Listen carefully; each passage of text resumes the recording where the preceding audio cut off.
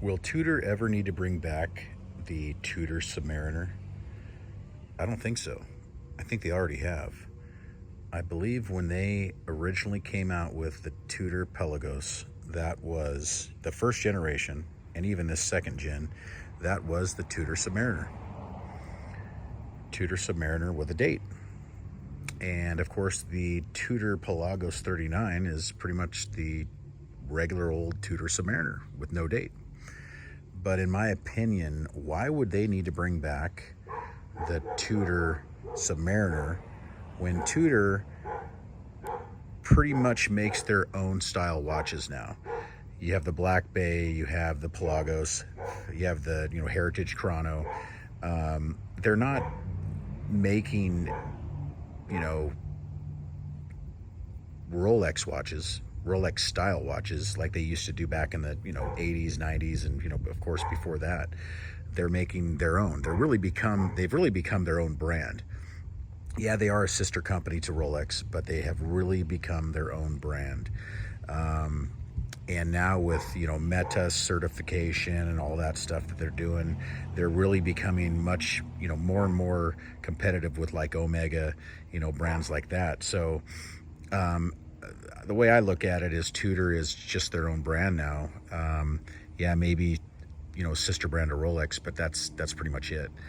They really are their own thing now, and I'm happy about that. I actually really like that because I can enjoy a watch like this.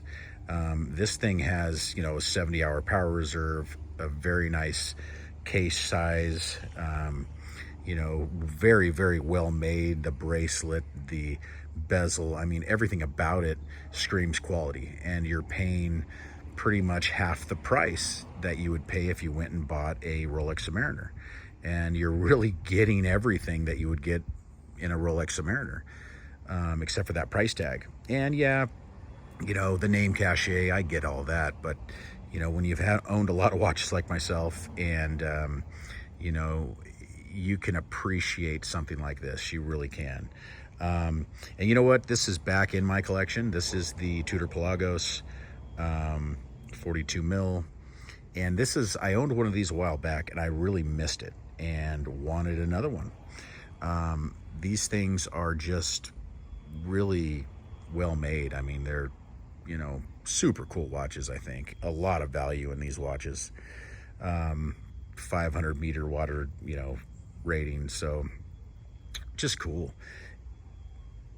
In fact, because I've reviewed the Tudor Pelagos 39, and in my opinion, even having my Omega Seamaster, and yeah, it's a bigger watch, but I like bigger watches. I think I've always thought that my sweet spot was about a 39, 40 mil, but I really believe it's a 42 now.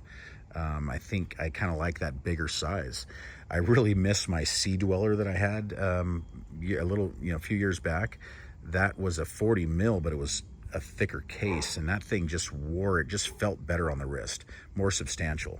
And I think that's what I like. I really like that feeling. I think my Submariner is a little small, and it just feels a little too light too. So I really like this watch. I like the more substantial feeling case.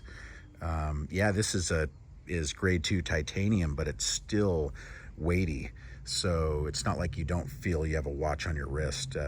But anyway, so getting back to what this video is really all about is that Tudor doesn't need to bring back the Tudor Submariner, and they won't. They will never. You're not going to see a Tudor. You're not going to see a Tudor with on the dial saying Submariner. You're not going to see it. They are separating themselves from Rolex. They are becoming their own thing. So you're not going to see that. And if you remember, back in the 2000s, Tudor was not available in the United States. They were European markets, possibly other countries as well, but not in the United States.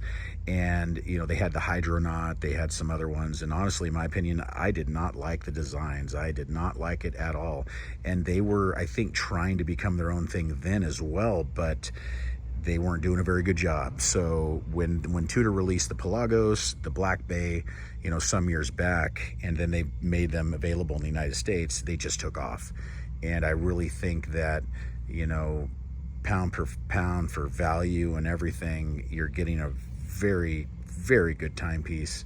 And there's you know, so much quality and that you can get for half the price if you don't want to, you know, get on that wait list or spend the money to have a Submariner or any other, you know, Rolex. So anyway, yeah, we're gonna do some reviews on this watch. We're gonna compare it to some other timepieces as well, so this will be coming up. But thanks for watching.